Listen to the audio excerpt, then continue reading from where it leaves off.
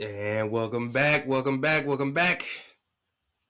another episode of Dogs on the Couch, where everybody's allowed to have an opinion. It does not matter if you played the game you were watching. So you're allowed to have an opinion as well. Cavs take a 1-0 series lead against the Toronto Raptors. Now unfortunately, I didn't make the video prior to, but my prediction was Cavs in 5. I did give, Toronto the one game. Respectfully, I gave them the one game just because I don't necessarily have the greatest level of trust in Kenny Atkinson. I think that's been documented on this here channel. So really quickly, before I get into the playoff game, the likes, the dislikes, this is actually, this clip that I'm going to play here is actually an interview after the Atlanta Hawks game, right before the playoffs, where Kenny gives a statement. He makes a quick little statement, which is basically something I've been saying on this channel, that I kind of been pointing out that I feel like happens, and I feel like he helps contribute to it happening. Also, one of the reasons why I was so in favor of Jalen Tyson being inserted into the starting lineup and then actually staying there. So really quickly, let's just listen to this snippet right here in this post-game interview from Kenny Atkinson. Again, this was after the Atlanta Hawks game, so this was right before game one of the playoffs. Okay. We're more active defensively. I think we forced 6 turnovers. I think Dean had the first one, was at that steal on the wing, and that got us going. So before that, I felt like we were just kind of playing a little passively defensively. Turned it up, but that was the difference. The performance. So again, that's not the first time that Kenny has kind of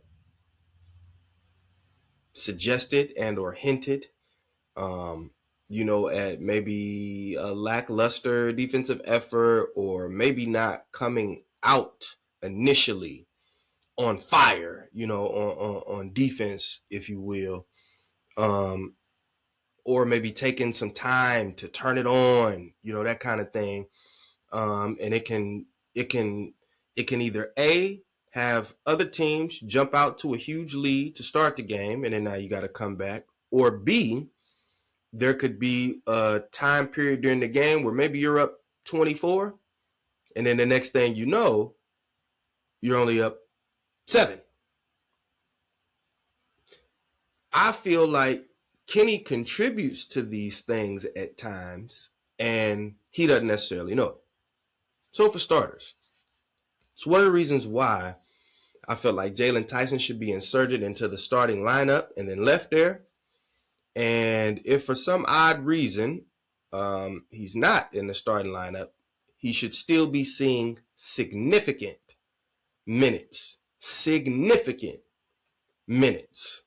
One of the reasons being because I kind of, as far as defense is concerned, I kind of view Jalen Tyson along the lines of like Dillon Brooks, if you will. So I know a lot of people might not, you hear the name Dillon Brooks, you don't necessarily like him. Same thing with Draymond Green, but whether you like him or whether you don't, Draymond Green is the reason that, the Warriors even won that game against the Clippers, that playing game against the Clippers when they did. Him playing just outstanding defense on Kawhi Leonard, just him, just being an outstanding defender and being tough, hard-nosed, gritty, not scared to get into the mix, not scared to mix it up. I feel like that's what you get from, a Dillon Brooks, whether you like him or whether you don't. I don't think you can deny the fact that the guy is a great defender, and he's very tough, very hard nosed, and there aren't too many guys like that. It's, because that's something you have to be wired like that. You can't be taught to be like that. You have to be wired like that already. Nobody can take that battery and put the battery in your back. You have to just be wired like that. And for me, Jaylon Tyson is a guy who's wired like that. Not only that, his offensive game is, in my opinion, slightly better than Dillon Brooks. Now, this year in specific, Dillon Brooks has really put his offensive game on display, and I feel like it's earned him a certain level of respect that he didn't necessarily have previous years in the league. I feel like Jaylon Tyson is already at that level offensively, if not slightly better. Slightly better. Over there in Phoenix, they talk about how, Dillon Brooks has come in and changed the culture, over there and whatnot. If we just being honest, the Phoenix Suns were supposed to be an afterthought. These guys is in the playoffs. Dillon Brooks is a big part of that reason. Because when they had players that were out, he was one of the guys. Not just out there giving you that tough-nosed defense, but he started putting the ball in the basket as well. Earned himself some respect around the league that he wasn't necessarily getting before. So again, that's kind of the mold or the template that I kind of, paint how I see Jaylon Tyson. And, what comes with a guy like that is that motor is already going. You don't have to, pull start his motor. When he goes out on the court, that motor is already in full force. It's already full throttle. He's ready to go.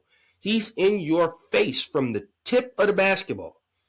From the tip off, that man is in your face, ready to go. Okay? No holds barred. He is ready. He with the smoke, and he's not finna back down from anybody or anything. That's the level of intensity that, in my opinion, you need, especially in these playoffs, because it's okay now with the Toronto Raptors. They're not necessarily. I feel like Scotty Barnes is extremely overrated, in my opinion. That's just my personal opinion, but I feel like he's extremely overrated, and I feel like he also gets more focused than Brandon Ingram. Brandon Ingram actually just came out in the post-game press conference after this past game, after game one, said that the coach, basically, paraphrasing here, that the coach was kind of trying to use him as a decoy. That's some of the craziest stuff I've ever heard in my life. Brandon Ingram, and I ain't never been the biggest Brandon Ingram fan, but I sure ain't about to be using him as no decoy. Boy, if you don't go get them buckets, because that's what you're good at. That's what you're good at. Boy, if you don't go get them buckets, I'm not using you as no decoy. I'm not. No, I'm not. Instead of me trying to trick the other team because of how they playing defense on you or whatever, or maybe they denying you the ball and all this other stuff, that, your man is following you everywhere and he wants that. Okay, well, all that means I just need to draw up a couple more plays to get you open. As opposed to just saying, oh, well, they got that figured out. Well, we're just going to use you as a decoy now. No, to me, that is lackluster, coach. That is not a good job of coaching there. That is not a good job of coaching right there. I do not agree with that. How are you using Brandon Ingram as a decoy? And then clearly he felt some type of way about it because he comes out and talks about it in the post-game press conference. So clearly he felt some type of way about the way he was being utilized and or what you told him to do. So that's counterproductive, my guy. You telling one of your best offensive guys, basically, hey, we're just going to use you as a decoy. That's pretty dumb. So, again, I feel like, in this specific playoff game, to try to transition here, in this specific playoff game, I didn't have too many critiques or just downsides that I saw in regards to, what Kenny was doing. Now, Kenny did go, I think, 10 deep in his rotation. I think he went 10 deep. Not only that, he started Dean Wade instead of Jaylon Tyson.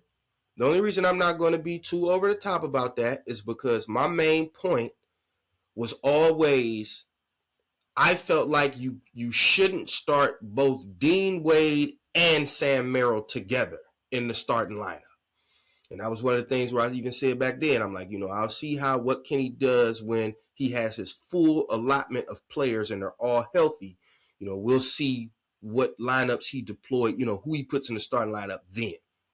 So even though I would have still preferred Jalen Tyson to be in that spot starting over Dean Wade, I'll give a couple things as to why I'm not necessarily extremely mad or pounding the table about it right now.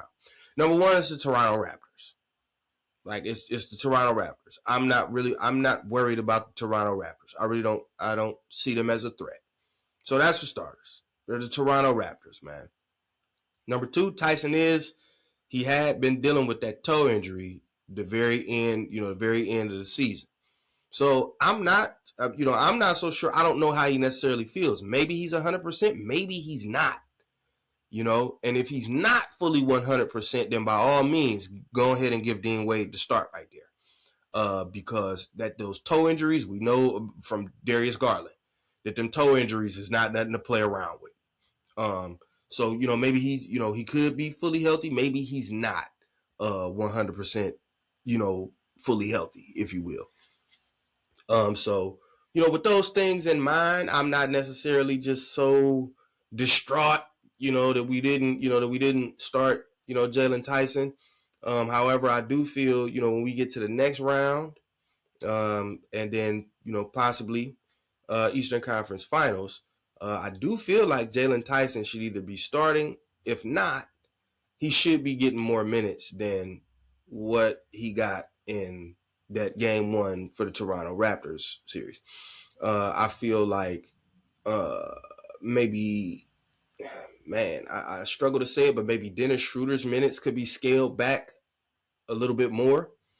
I know we've already scaled him back slightly, but even a little bit more just to give Tyson some more time out there on the court. Because I do like Max Strus and what he brings to the table. I believe he should be out there. And then you can't just completely disregard Sam Merrill.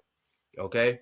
His shooting ability definitely warrants some minutes. His shooting ability definitely warrants him getting some minutes out there on the court.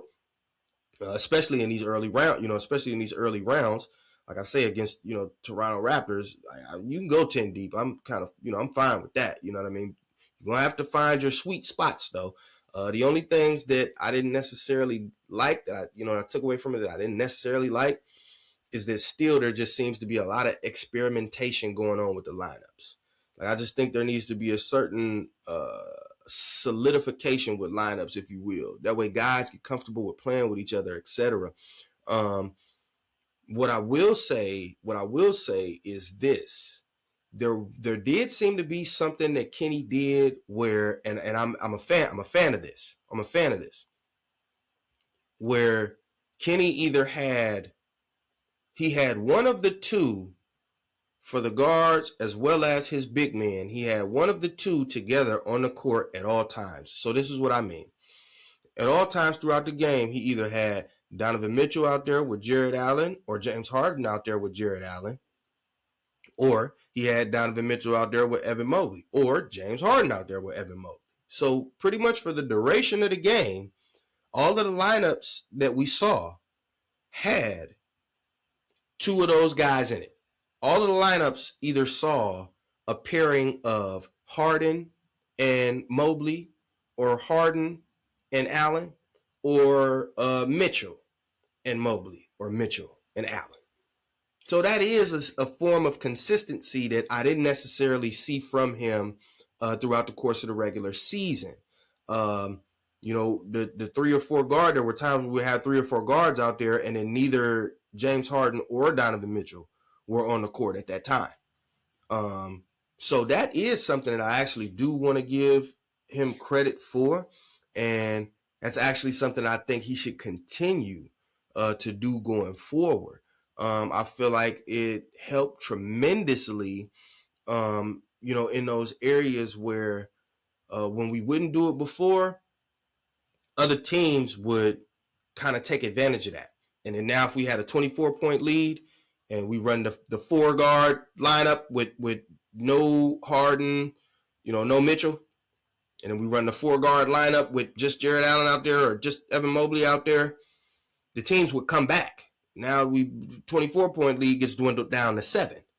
And then now, when you put your dogs back in, Mitchell and Harden, now they got to give these Herculean efforts, to try to keep the game, away from them, because the other team had already built up the momentum, and momentum is a thing. And sometimes once that ball get rolling, it's hard to stop it. Especially when you're not just, the most premier defensive team in the league. We've been known to have struggles and lapses defensively at times and in spurts. So ultimately, takeaway from game one, nothing too crazy, nothing too disappointing for me. I also think Dean Wade actually did a very nice job in that game one. Defensively, I felt like, now I don't think Scotty Barnes all that good to begin with, but even still, regardless, don't care. The Raptors think he all that good.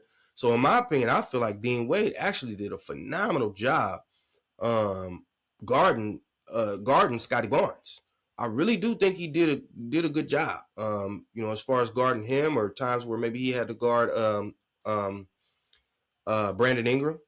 I feel like he did an amazing job with that. Now, respectively, those are two guys where, like I said, I don't think they're just necessarily that fleet of foot, don't really have the supreme ball handling ability, which is, again, what I think Dean Wade struggles with guarding. Those guys are more so get to your spot, especially Brandon Ingram. He's more like a get to his spot and then try to elevate and get his shot over the top of you. Scotty Barnes, in my opinion, I just don't really think Buddy's that good. I mean, he nice. Like, he's got some athleticism and whatnot, and, he's got the build and everything, but in my opinion, he's a terrible three-point shooter. I don't have his percentages up in front of me. I'm just judging by what I see. From what I see, I don't think he's that good of a three-point shooter. Not just the sauciest with his handle.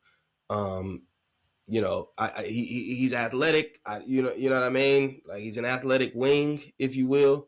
But on the list of athletic wings, he's not one of the ones that come to my mind immediately when I'm thinking premier athletic wings that are in the league. Scotty Barnes is a little bit further down the list for me. There's a ton of other guys that I can name that I would rather have than Scotty Barnes. I'd rather have Jalen Tyson than Scotty Barnes. I'm just going to be honest with you. And that's not even me being biased, because I like Jalen Tyson. I just feel like Jalen Tyson is a better basketball player than Scotty Barnes is. That's just my personal opinion, man. So nothing too crazy. Long as Kenny can, long as he can keep up the pairings. Like I say, when you got one of the one guard and the one big on the court at all times, as long as he can keep those pairings, I think it should be smooth sailing against the Toronto Raptors, if you will. And barring anything crazy happening or anything like that, it should be 4-1. If Kenny pushes the right buttons, should be a clean sweep, man. So I don't really think there'll be too much bad chatter from me in the direction of Kenny Atkinson in this particular series. I feel like Cleveland, first of all, just holds a certain mojo over the Toronto Raptors from, the years of LeBron kicking their butt. And then, respectfully, Donovan Mitchell he's not a pushover either, man. And you add James Harden with it this year. So, for Toronto, it just kind of looks like yet another year of getting bounced by the Cavaliers in the postseason. You know what I mean? So, like I say, man, we'll see. Game 2 is tonight. I will be tuned in. I will be front and center. It actually should be taking place within the next hour and a half or so. I'll try to get this video up before then. I may even do a live stream. May even do a live stream. So we'll see. We'll see how it goes. Dogs on the couch, signing off.